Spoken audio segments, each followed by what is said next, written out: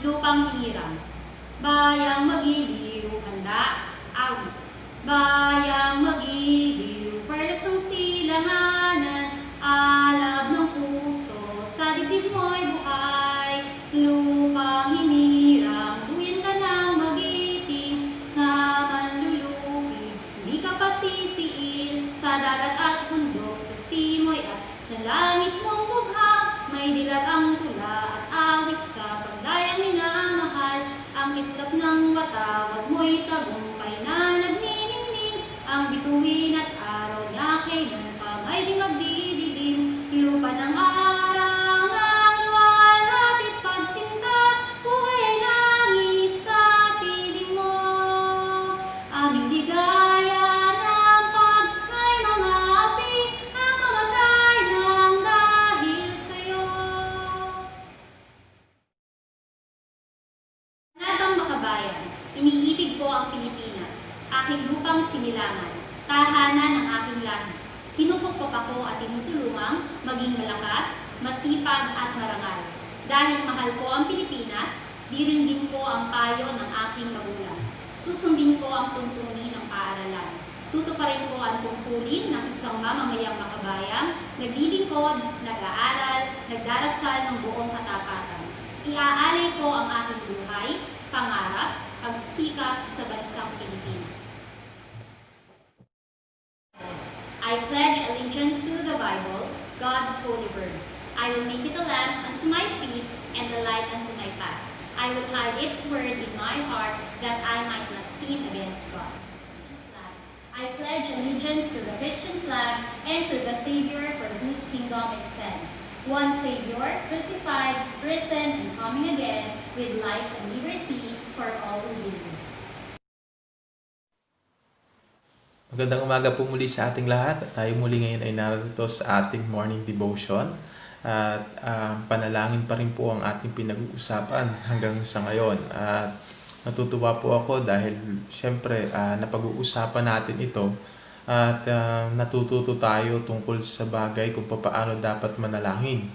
At bihira po kasi yung pagkakataon na magkaroon talaga tayo ng pag-aaral tungkol sa prayer at paano dapat natin to gawin at ano yung mga nilalaman nito. Kaya congratulations po sa bawat isa dahil ngayon po ay Huwebes at babati na rin po ako sa inyo ng maligayang Pasko sa inyong lahat.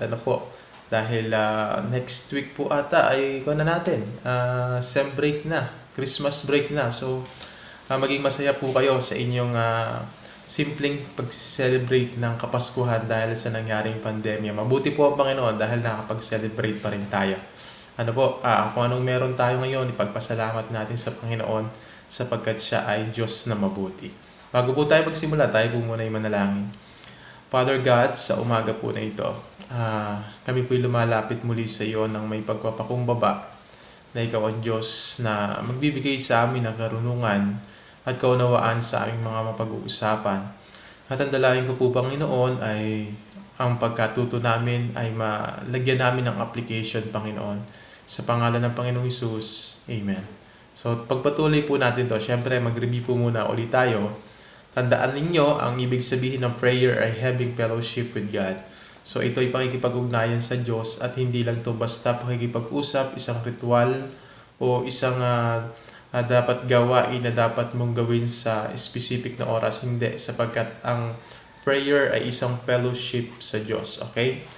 Ikaw ay nakikipag-usap sa Kanya, ikaw ay nagbibigay at ikaw ay nakakatanggap. Kaya napakahalaga po ng prayer. At sinasabi ko nga lagi sa inyo, pag hindi nyo kaya, prayer ang kailangan nyo. At kung kaya nyo, prayer din ang kailangan ninyo. To whom should we pray? Prayer should be made to the Father through the Spirit in the name of Jesus. So, tandaan nyo yan. Lagi naka-address sa Father at ang Holy Spirit ang tutulong sa atin kung paano tayo mag-pray. At ang kahuli-hulihan signature ng ating Panginoong Hesus, ang kanyang pangalan. Ang authority ay ipinahiram sa atin na gamitin natin ang pangalan ng Jesus Christ. Kaya mahalaga na sa ating paglapit sa Diyos Ama, ay ginagamit natin yung authority natin na pinagkaloob sa atin ng Panginoong Hesus. Ang gamitin ang kanyang pangalan sa tuwing tayo'y mananalangin. At ayaw nyo ba noon, pinagkatiwalaan kayo ng Diyos na gamitin ang iyong pangalan? Parang ganito yan eh. Halimbawa, si President Duterte nagpadala ng delegation sa US. At dala-dala mo yung pangalan ng presidente na ikaw yung pinadala. Hindi lang pangalan ng presidente, maging ng Pilipinas. So ikaw, bilang anak ng Diyos, dahil tinanggap mo si Kristo bilang Panginoon tagapagligtas, dala-dala mo yung pangalan ng Panginoong Hesus. Kaya tuwing ikaw ay magre-request sa Ama, hindi ikaw ang tinitingnan niya, kundi yung pangalan ng Panginoong Hesus. Okay? Hindi ikaw, kundi yung authority na ipinagkaloob sa iyo ng Panginoong Hesus na gamitin ang kanyang pangalan. Yun ang tinitingnan ng Diyos Ama. Kaya napakahalaga na tuwing mananalangin ka ay gamitin mo yung pangalan ni Jesus sa tuwing ikaw ay mananalangin. Walang ibang pangalan na kilala ang Diyos Ama kundi ang pangalan ng Panginoong Hesus pag tayo hihingi ng request. Okay? Para yan selyo ng hari. Na pag wala yung selyo ng hari na yon, hindi ka i-grant sa yung request o hindi maniniwala sa iyo na ito ay mula sa hari. Kaya ang pangalan ng ating Panginoong Hesus ay tulad ng selyo ng hari na nagsasabi na authentic, totoo, tama ang nakasulat dito. Kaya tuwing tayo mananalangin ay gamitin natin ang pangalan ng Panginoong Hesus. Yan ay privilege na pinagkaloob sa atin. Okay? Time of prayer. Kailan ka dapat manalangin? Napag-usapan natin na ang time of prayer ay anytime. Early in the morning, in the afternoon, late in the afternoon, in the evening, in the late evening. So, maraming mga tao sa Biblia na nanalangin ng kahit anong oras. Kaya, hindi ikinukulong ang pananalangin. Wala itong oras na dapat alas 6 ng umaga o alas 11 ng tanghali, alas 3 ng hapon, alas 6 ng hapon. Hindi ganoon. Ang prayer ay malaya kang manalangin kahit anong oras. Kung kailangan mo ang Diyos, kung kailangan mo siyang kausapin, manalangin ka. At ang position naman ng prayer, walang banal na posisyon sa prayer. Either na ikaw ay nakatayo, nakaupo, nakahiga, nakayuko, nakaluhod, nakapadirapa. Pwede yan lahat. Ang mahalaga yung puso mo na handang kumonekta sa Diyos at makipag-usap sa Kanya ng tapat. Yun po yung mahalaga. Kaya, ang time of prayer, anytime, ang position of prayer, kahit ano yan, basta ikaw ay malayang nakikipag-usap sa Kanya, ikaw ay pakikinggan ng Diyos. Amen po ba? Kaya mahalaga po na mapag-aralan natin ito. Kasi minsan parang nakukulong tayo sa isang formula na dapat ganito ang ginagawa. Pero ang panalangin po ay may kalayaan sa pakikipag-usap sa ating Diyos. Ito'y may kalayaan. Kaya hanggat maaari po ay pag-aralan natin itong maigi upang may apply natin at maituro natin sa susunod na henerasyon. Amen po ba? Ngayon, ang napag-usapan po natin kahapon ay hindrances to prayer. Okay? So, napag-usapan po natin na ang mga hadlang pala sa panalangin, unang-una yung kasalanan, known sin.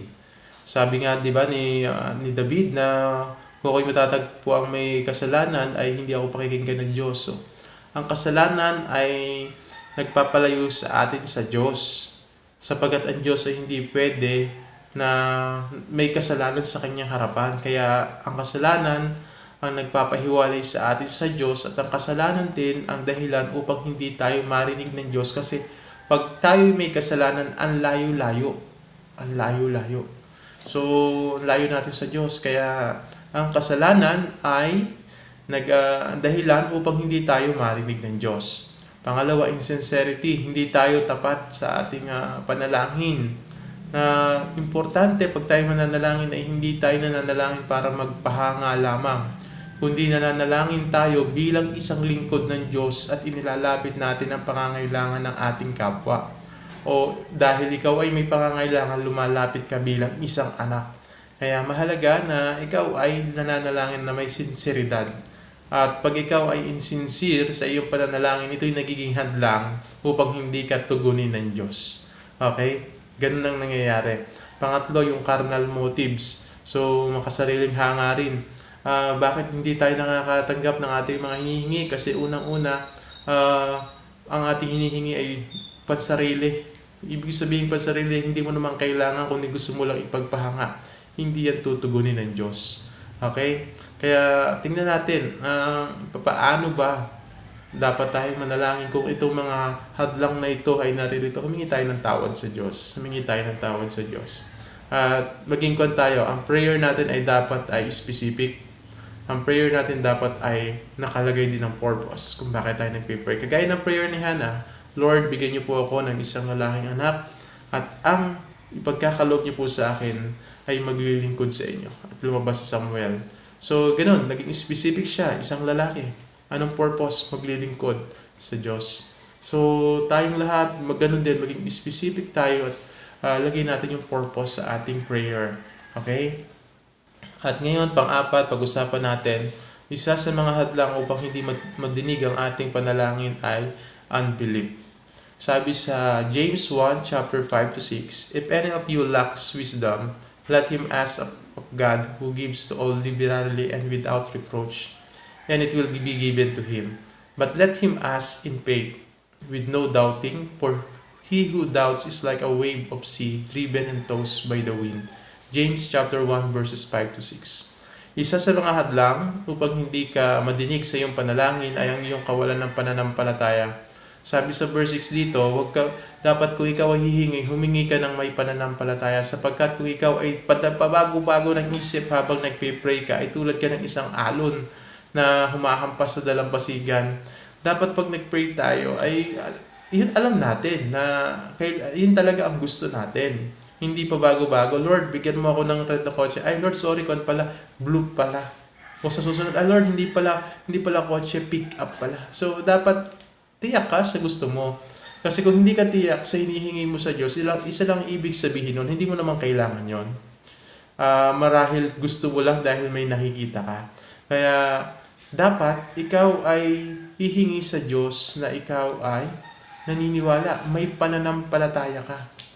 At kung ikaw ay may pananampalataya, specific ka sa prayer mo at alam mo yung purpose ng prayer mo.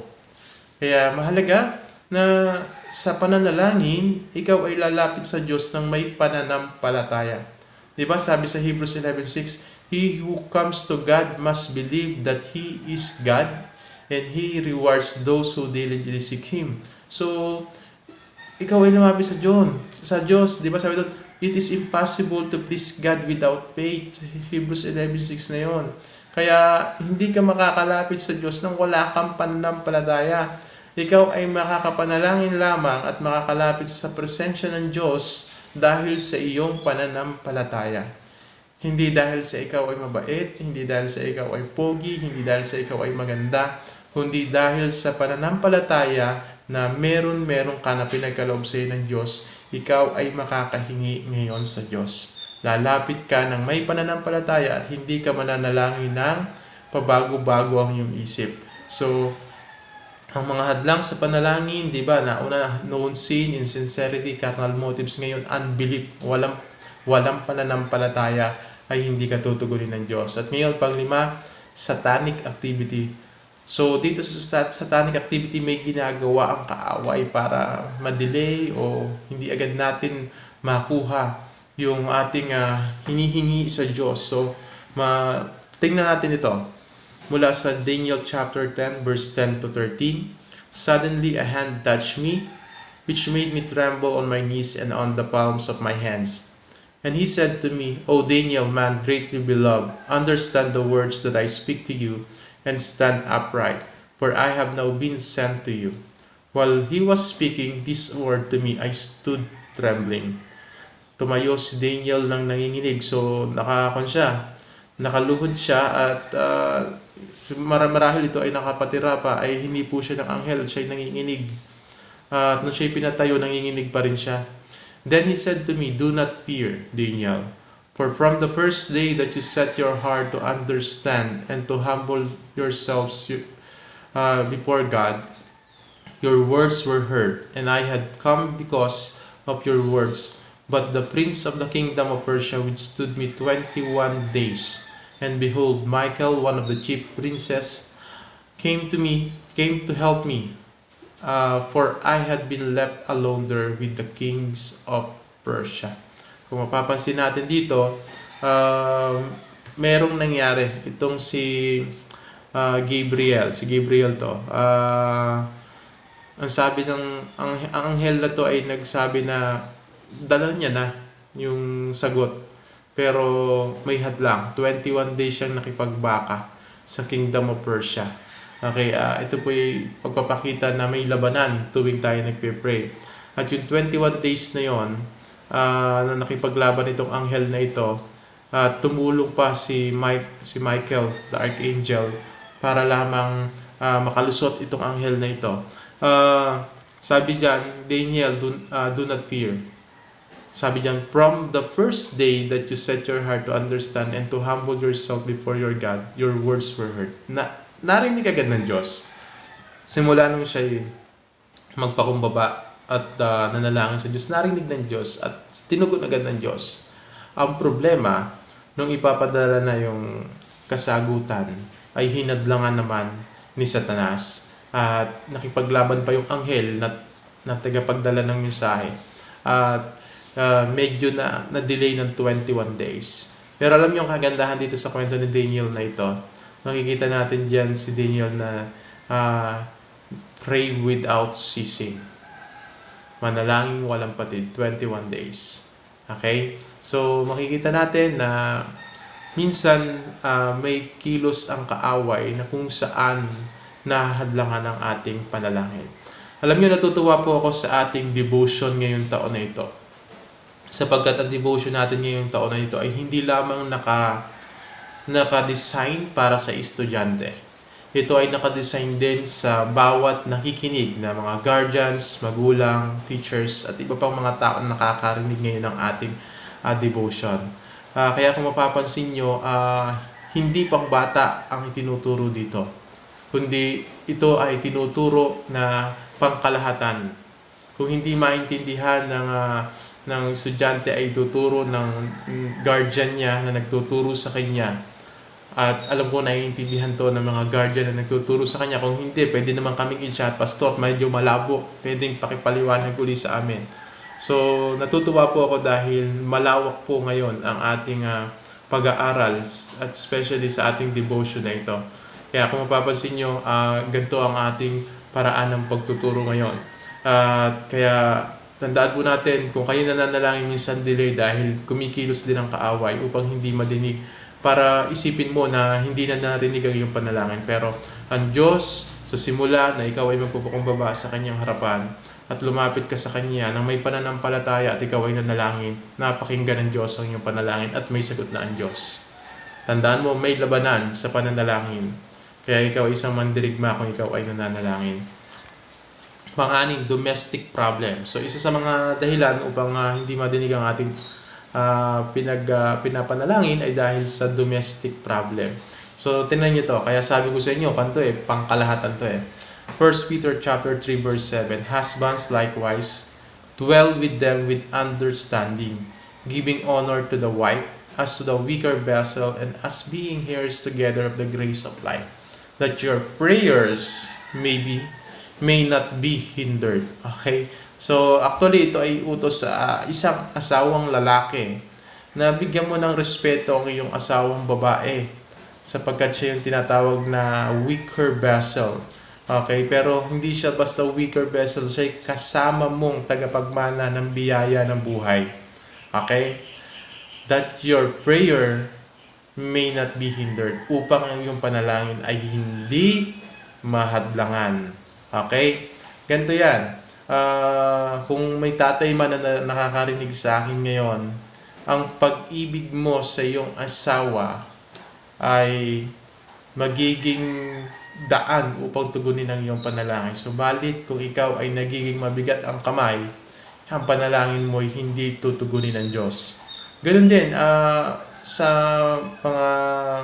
mga kasamahan natin na nakatatanda. Dapat hindi lamang ito pang asawang lalaki, kundi tayo mismo.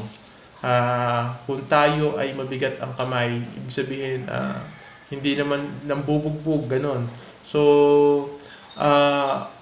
hindi pakikinggan ang ating panalangin sapagkat ayaw ng Diyos ng ganyang klase ng pamumuhay. Kaya, At ang ating pinag-uusapan ngayon, sakop lahat. Sakop lahat. Yan ang kagandahan ng devotion natin ngayon taon na ito. Nag-iba ang ating focus, kundi pangkalahatan na, bata, matanda, nakakatanda, at lahat ng nakakarinig nito. Ang hadlang sa panalangin ay sa bigat ng kamay ng isang asawang lalaki. Maging tayo, maging hindi asawang lalaki, kung tayo ay mahilig mambugbog, ay sigurado hindi pakikinggan ang ating panalangin.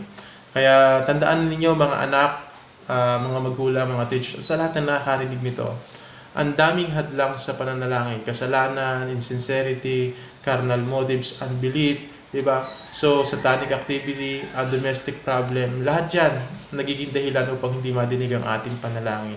Kaya kung may nakita tayo sa ating pagsiyasat ng ating mga sarili na parang pastor, naririto ako sa anin na ito, humingi ka lang ng tawad sa Diyos.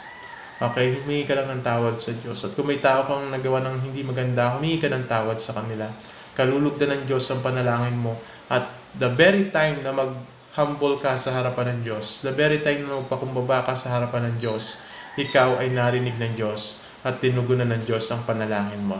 Okay?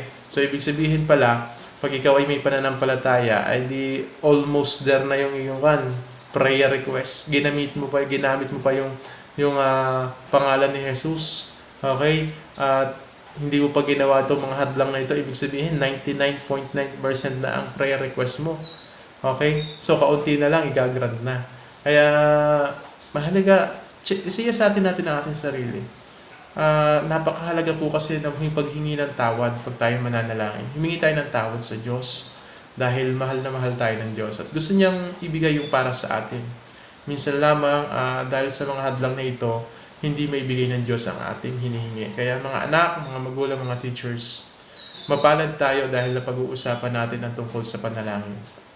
Nawa sa ating patuloy na pag-uusap ay may apply naman natin ito sa ating buhay at magkaroon tayo ng pananampalataya pag tayo lumalapit sa Diyos. Naniniwala ka ba na diringgin ng Diyos ang iyong panalangin? So, tandaan natin Hebrews 11:6, for without faith it is impossible to please God. He who comes to God must believe that He is God and He is the God who rewards those who diligently seek Him. So, imposible mong ma-please si God without faith. Okay? So, dapat may pananampalataya ka. Kaya kung ikaw ay naniniwala na diringgin ng Diyos ang iyong panalangin, may pananampalataya ka. So, ayos na. Ang taas na ng percentage mo. Dahil lumapit ka ng may pananampalataya. Almost 100% na yan. So, maniwala ka na paglalapit ka sa Diyos ay naririnig ka niya. Kagaya ni Daniel, from the very first day na siya'y nag-humble sa harapan ng Diyos, narinig ng Diyos ang kanyang panalangin, tinugon agad. Magpakumbaba tayo sa harapan ng Diyos. Ano ang susi para makalapit ka sa Diyos sa pananalangin? Ano ang susi para makalapit ka sa Diyos sa pananalangin? Ito ay pananampalataya. It is impossible to please God without faith. Okay? So, Hebrews 11:6. I-check nyo sa Bible nyo. Hindi ko nilagay dyan. Hebrews 11:6. Ang kailangan mo, pananampalataya. Yan ang susi upang ikaw ay makalapit sa Diyos sa pananalangin. Pananampalataya. Hindi mo kailangan dalhin ang degree mo, ang kung anong meron ka, kung anong achievements mo, kung ano yung kabigatan mo, hindi. Ang kailangan mo dalhin, pananampalataya. Amen ba? So tayo po manalangin. Father God, sa oras po na ito, maraming salamat po sa aming napag-usapan. Tandalangin ko sa aming pananalangin, sa mga personal naming buhay ay tulungan mo kami, Banal na Espiritu Santo. At upang maitaas ang pangalan ng aming Panginoong Hesus, pagpalain mo ang bawat isa ng mga teachers, sa mga estudyante at ang lahat na nakikinig sa pangalan ng Panginoong Hesus. Amen. So maligayang Pasko sa inyong lahat, sa ating lahat. Amen.